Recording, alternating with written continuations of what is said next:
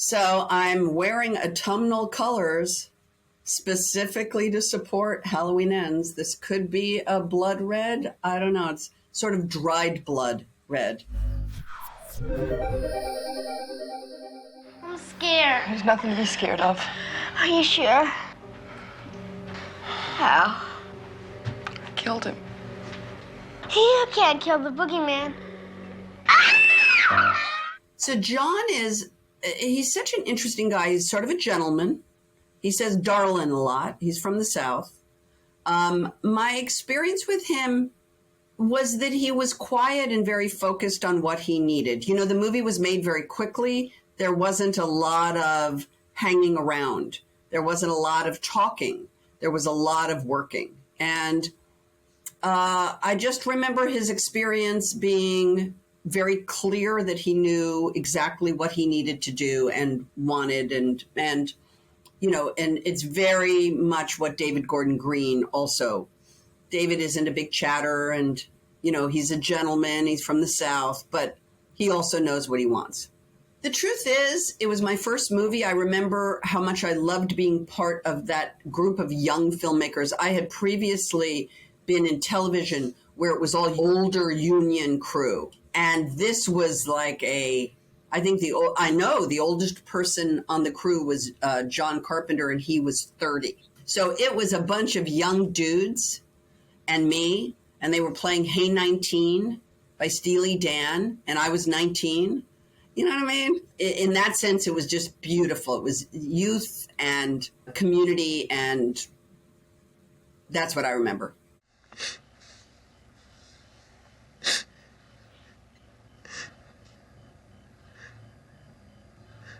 What's the boogeyman? I don't think I ever had any ambitions. I was an accidental actor. I found myself in a TV series. I got fired from that TV series. I was so happy to have a job where my character's name was on almost every page of the script, because prior to that, I had done a TV series where I was one of 5 women, and every scene, maybe we had a line. It was just joyful for me to be able to actually paint a picture of a character completely in that movie. You know, if you're hustling me. Hustling you? Hustling you? You don't think they give these to just anyone, do you? I can charge goods and services in over 86 countries around the world. Yeah? Well, I don't take credit cards. Trading Places was interesting. John Landis had chosen me against everyone's feelings, advice, whatever. I remember it being fun and a little scary because it felt like a very big movie. I remember standing on the steps of the courthouse in Philadelphia with John Landis putting gum in my mouth. Danny was amazing. I probably had a little crush on him. It was sweet.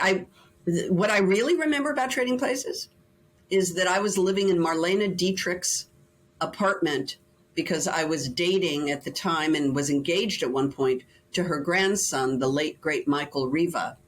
And Maria Riva let me rent Marlena's really quite decrepit, but very much Sunset Boulevard, Grey Gardens apartment on the Upper East Side for the money I would have rented an apartment in New York.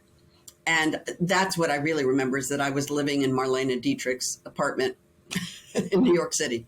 I remember when we were doing the table read in Philadelphia, Eddie was late, and John went out in the hall and explained to him that being late ever was not part of the gig. And I remember Eddie came in and apologized to all of us that he was late and never was late again for John. So, you know, he was young. I heard moaning. I was worried. I was faking it, you stupid jerk. Don't ever call me stupid.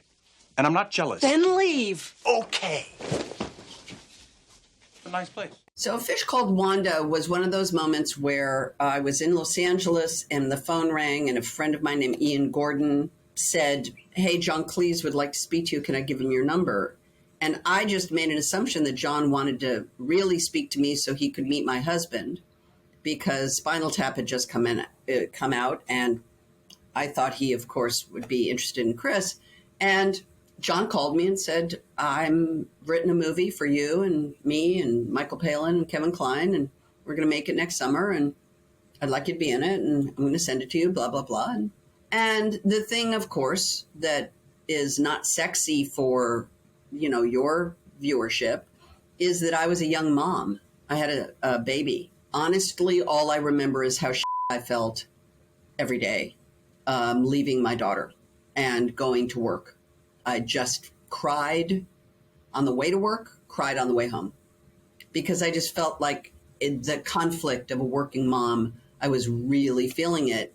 And again, I was so focused on both those jobs that I remember I bought everybody toothbrushes because, the English are famous for a couple things and one not such good thing. And, I bought toothbrushes because we were going to be swapping spit. I think you're the most beautiful woman I've ever seen. Why would you want to become a cop? I like to slam people's heads up against walls. Blue Steel, my daughter at the time was 18 months. That's all I do is I remember how old my kids were. Catherine Bigelow was very clear and certain about what she wanted. She was very prepared. Amir Mokri was the cinematographer, and the entire movie I'm in a close-up like this. I'd never worked in these long lenses of 100-millimeter lenses all the time. There are a couple moments of logic disbelief that actors have to act. It's just part of your job, is that there's going to be a logic issue and you have to ignore the logic and act it. And there's a moment with Ron Silver where we're making out in his apartment, like full macking, about to lead to sex. And in the middle of that scene, at some point, he goes a little wonky and asks me to pull out my gun. And then he wants me to hold my gun. And then I realize in the middle of that scene that he's actually the serial killer. There's a moment, and that was one of those acting moments where you go, wow, this is so hard, because how do you make that real?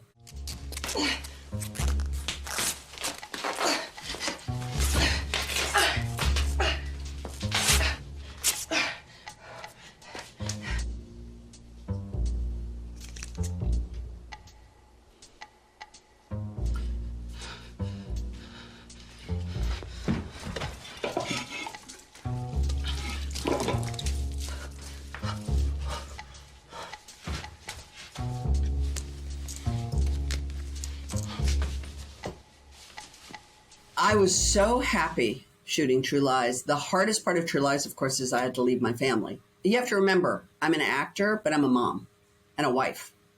And so the impact on my family is what I remember. I don't remember the movie. I remember how I felt as a mom.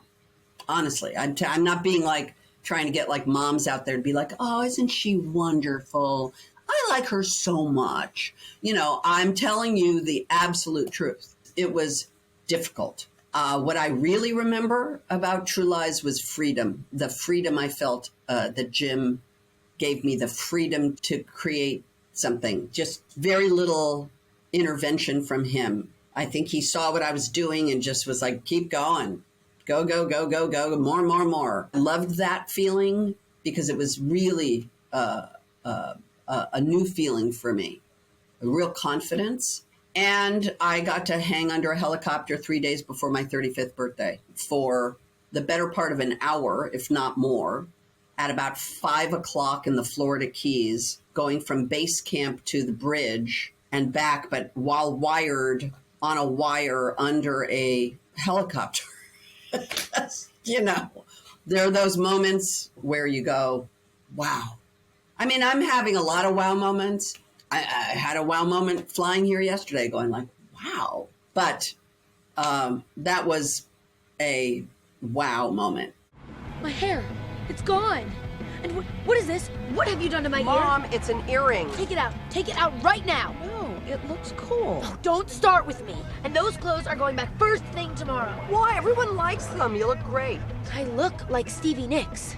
Who's he? Freaky Friday was a fabulous movie, also very freeing creatively.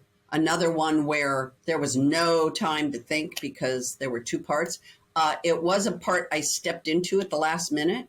And so what I remember is at that point, I had a 15-year-old daughter and a 5-year-old child. And that dance of trying to figure out what my real life was, what my movie life was, that's my memory. My memory is really that idea. Certainly being a teenager again. I mean, it was super fun. I had a good time with Lindsay. Hard being 15. She was terrific. I'm sorry, but you're under arrest. Okay. Come on. No, I'm not playing. Seriously, you're under arrest. Yeah, I know. Come on over. I'm serious. Stand up. Come make me. No, stand up. You're under arrest. Back up. Back up. What? What I really remember about Scream Queens was when it was starting to get seen. I'd never been part of something that had that much lift off before anybody had ever seen it. There were many moments where I was like, wow, because it was so inventive, so dark, so well written, so well directed. The actors were fantastic. All those girls were great. It actually felt like it was going to break television. The way it was teed up, the lift of it before it hit was something I've never experienced before or since. It felt like, I mean, every single news magazine had picked it as its #1 show of the year. And it was dark and inventive and funny. And it was so interesting to be a part of that. I read your profile in The New Yorker. I found it delightful. I just buried my 85-year-old father who committed suicide. Why are you here? I'm here at the behest of a client. Who? There's a great quote that I often quote by a woman named Marisha Pessel, which talks about really what life is. And it says, quote, life hinges on a couple seconds you never see coming. And what happens in those seconds determines everything from then on, and you won't know what you're going to do until you're there. Knives Out, I was a replacement part, very happy to be in it. We were all in a hotel in Boston, but we didn't hang out.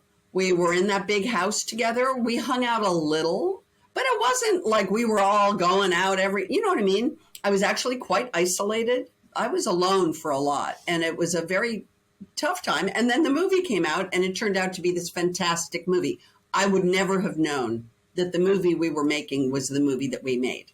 It wasn't evident to me because, again, Ryan was so specific in his methodology, and it's not like we're all watching monitors and seeing all the work, and we have no idea. We just do our little thing and then go home. And it was just such a delightful surprise. And then, of course, I remember when Heidi called me and said they wanted me to go to CinemaCon with Knives Out. And I was like, they want me to go to CinemaCon? I was like, you don't want Chris Evans to go to CinemaCon? You want me to go to CinemaCon? Because I really felt like I was just this tiny, tiny little, delicious, but tiny little part of the puzzle. And it just was so fun to actually become its head cheerleader. I got behind that one in a big way because it was so fun and great and people loved it. Mrs. Wang. Mrs. Wang, are you with us? I am paying attention. Now, you may only see a pile of receipts, but I see a story. I can see where this story is going. It does not look good. That film had so little expectation. It was made for so little, so fast, in Simi Valley, California. I remember the first day of shooting was the Chinese New Year, and we actually did an entire ceremony. We had a suckling pig. We had blessings, and then we went in, and I know I did 95% of the dialogue I have in that movie was shot in the first 2 days. And then the rest of the movie, I just marauded around. We shot it before COVID. We shut down the day COVID started was the day the movie ended. I mean, the day the COVID lockdown started was the day we finished shooting. For 2 years, the Daniels have been, creating with Paul, their editor, so brilliant. They've been creating this movie, and then Everything Everywhere All at Once is going to open the South by Southwest Film Festival. I was like, wait, what? I was like, oh, let's go. I've never been to a movie where I'm in a movie that opened a film festival. And then I saw that movie for the first time at South by. And then my mind was literally blown open. I was in shock because it's spectacular. He killed my daughter. But tonight, I will kill him. Come and get me.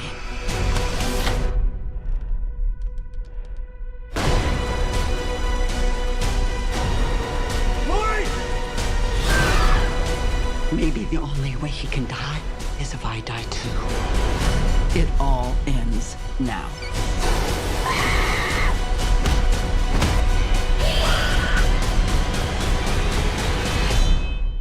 Halloween Ends is the inevitable conclusion of a 44-year trip that started with this little girl in Haddonfield, Illinois, who had her life interrupted by this incredibly violent act, this incredibly violent human, and the result of all of those years of that violence.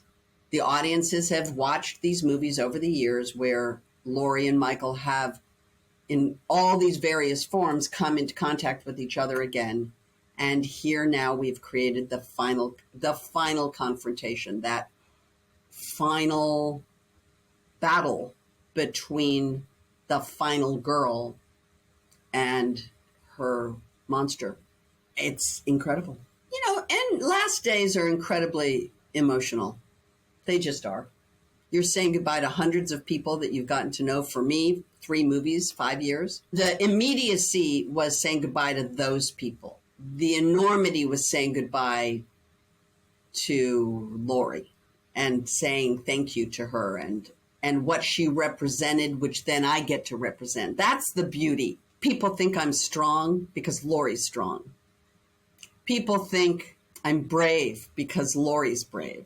And so I've been able to now inculcate all of Laurie Strode into my own personal life. People think Laurie's smart.